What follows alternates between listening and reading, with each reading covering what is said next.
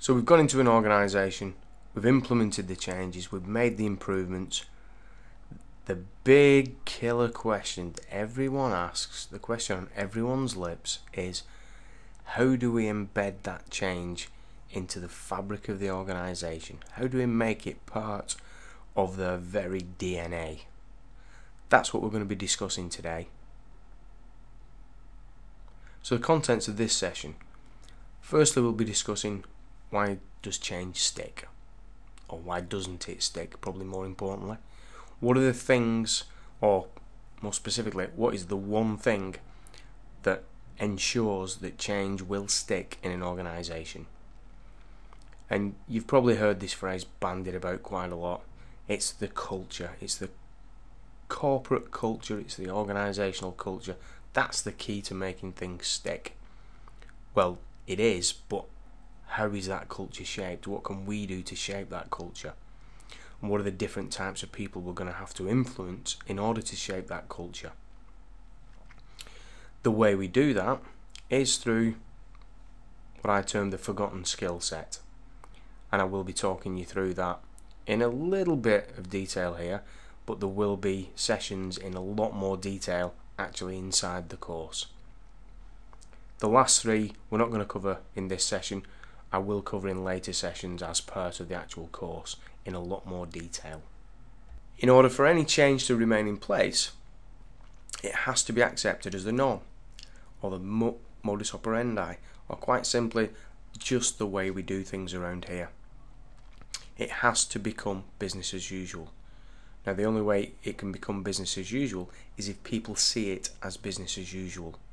Yeah, so they've adapted their behaviours and their actions so that the changes that have gone in place, the things that you've implemented, are now just BAU. They're what they do as part of the day job. So it's got to become part of that culture of the organisation. If it doesn't, it'll always be the stuff that they have to do as well as the day job, and it'll be dropped the first chance they get. So what do we mean when we say culture? Some associated words and phrases. You know, it's the way of life, it's the customs, it's the traditions, the conduct that we display, the behaviours, the manners. Some of the definitions we've got listed here, but the key one for me is the one right at the bottom there. It's the way we do things around here. It's, if you ask someone, how do you do this? They will tell you that this is the way we do it, and they're proud to tell you that. Now that's what we have to get in order to make things stick. So, how are cultures shaped? Largely a direct result of the behaviour, values and beliefs of the leadership. That is the key one there. There's some others listed here, but if you haven't managed to convert those behaviours, values and beliefs of the leadership team, then they won't demonstrate those. Other people won't then try to emulate those. You've probably heard the Sen Delaney term, shadow of a leader. It is probably the truest term that I've ever heard. People may not always do as you say, but if you're in a position of power, and a lot of people don't realise the position of power and the position of influence that they're actually in, people will always do as you do. They will always try to emulate you if you're the leader, because they see that those behaviours, those actions as the things that got you into the position that you're in, and because you're the leader, they must be the right things to do. So one of the key ways that this is exhibited is by the embracing of something called Gemba management. You may have heard that termed as go, look, see, process confirmation. They're different terms for the same thing. It's visibility in the Gemba, in the place where the value's added, on the shop floor, in the workplace, and it's that demonstration of different behaviours from the management team, that they buy into everything that's gone on, everything that's been implemented. So it is this first part that is the key to shaping the organisational culture. So how do we shape the behaviour, values and beliefs of the leadership?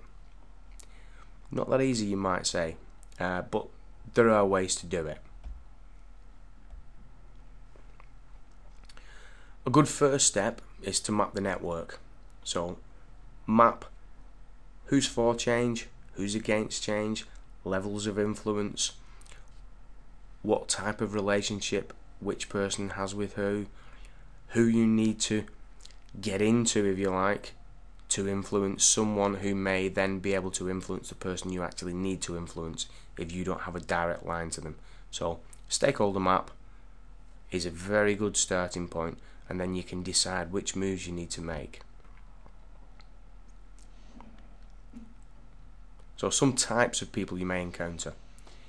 You got the well poisoners, the pioneers, the old dogs and the settlers. As you can see from the matrix here, you can see roughly where they are on their orientation towards change and the level of involvement in that. Settlers and the old dogs quite passive, pioneers and well poisoners quite active but at opposite ends of the spectrum. So, what sort of things are you looking for with these different types of people? Well, your well poisoners, they'll find ways to sabotage and delay the advances. Talking a lot, doing nothing, setting up committees that promise a lot and deliver nothing, spreading rumours, discrediting people intentionally, avoiding taking responsibility and finding reasons why not. They can be terrific allies if they can be turned. It isn't a large percentage of this type of person that can be turned, so be very wary of them, and you need to deal with these in a very specialised way, which again I'm not going to go into today, but in the course we will run a session on how to deal specifically with the well poisoners. Pioneers, they're the visionaries, they're energetic, they get things done. Your settlers, they'll feed the pioneers, they'll help them when they need to, they'll sort of sit on the fence until the time's right, and then they will spark into action occasionally as and when the need arises. And then you've got the old dogs who, to be honest, you probably aren't going to change no matter what. They're just going to continue going on about how good it was in the old days. But as long as you know where they are and who they are, the type of people you don't necessarily need to waste your time on. So how does this benefit us? How does knowing the type of people that we're dealing with help us figure out who needs to be worked on? Some of the questions you might want to ask to help you work out what moves to make. So, who has a need that I can satisfy or I must satisfy, either business or a specific person? Who do you know who is respected by the people you need to influence? Who do you know that you suspect might be respected by the people you need to influence? If you don't know anyone, then what research will you need to do to find out? What chains or links between people can you create? And again, we're going to talk a little bit more about this, about creating those chains and those links with your stakeholders, building that rapport with them and getting that trust. And what value could you create for the person or people in those chains? An example of the specific actions that can be taken to build support and achieve consensus. So it's, talk to the new people, persuade certain people, get people moved out, point out the benefits, decide what approach to take, and have a specific plan around stakeholder management. Don't leave it to chance. Don't just think, oh, it'll come right. Plan it out, decide what needs to be done with whom. Okay, so how do we do this? We've covered what we need to do to make change stick, but as I said before, that's the easy bit. Now we get into how we go about changing those beliefs, those behaviours and the actions of the key people in the organisation. This can only be achieved by influencing, negotiating, demonstrating the benefits, showing them what's in it for me, and getting those stakeholders to want to do things differently. They either have to have a desire or a need to do things differently in order to do something differently. Unless you can get them to the point where they have that desire or that need, they'll pay you all the lip service in the world and their actions won't match up with that, and you won't get the change to stick. That is the one key message that you should take away from this session. So some people say, these are the soft skills. Oh, this is fluffy stuff. Or the people skills. Some people have it, some people don't. It can't really be taught to people who don't have it. That is absolute trash. Yeah, garbage. This is an exact a science as physics, maths, chemistry, you name it. Yeah, its common name is sales, but not sales as you probably know it. It's not the dodgy geezer down the market or the guy in the shop who pounces on you as you walk through the door. This is true salesmanship. This is about building rapport with people, building trust with people, building a long-term relationship so that when you tell them that something is the right way to go, they'll trust your judgment and they'll go with it.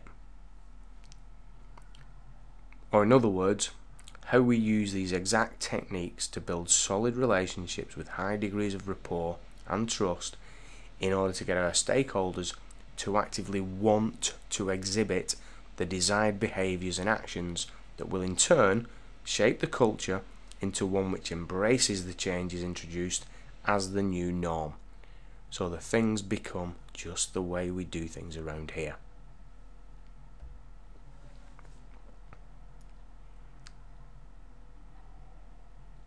So why is being a change agent or a consultant like being a salesperson? Well, it's all about influencing and persuading people to make a decision to adopt or buy a new way of doing things. It often involves building a case for change with a lot of people. The skills of qualification, presentation, negotiation, closing and implementing are exactly the same. There's often competition, either internal or external. There will be resistance and objections. If you can't handle those, you shouldn't be doing this job. It is a people thing. It's Vilfredo Pareto developed a law you've all probably heard of called the 80-20 rule. Yep, 80-20 law. Now, in the line of work that we do, it's 80% about the people, 20% about the tools. A lot of people have that the wrong way around. If you get the people part right, the tools are easy to learn and the tools will slide in by themselves once you have the people where you want the people. The classic objections you're going to come up against. Now, you must have heard at least half of those at least once in your career. I know I've heard every single one of them countless numbers of times. So what you need are the ways to overcome those objections. So what I'd like you to do is go away and just have a think about certain situations where those have come up, think about how you dealt with them, and think about how you could deal with them going forward in view of what we've talked about in this session so far.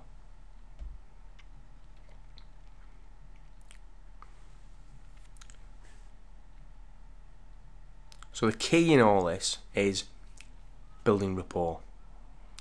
As we said before, the exact science of how we use these exact techniques to build solid relationships with high degrees of rapport and trust in order to get our stakeholders to actively want to exhibit the desired behaviours and actions that will in turn shape the culture into one which embraces the changes introduced as the new norm.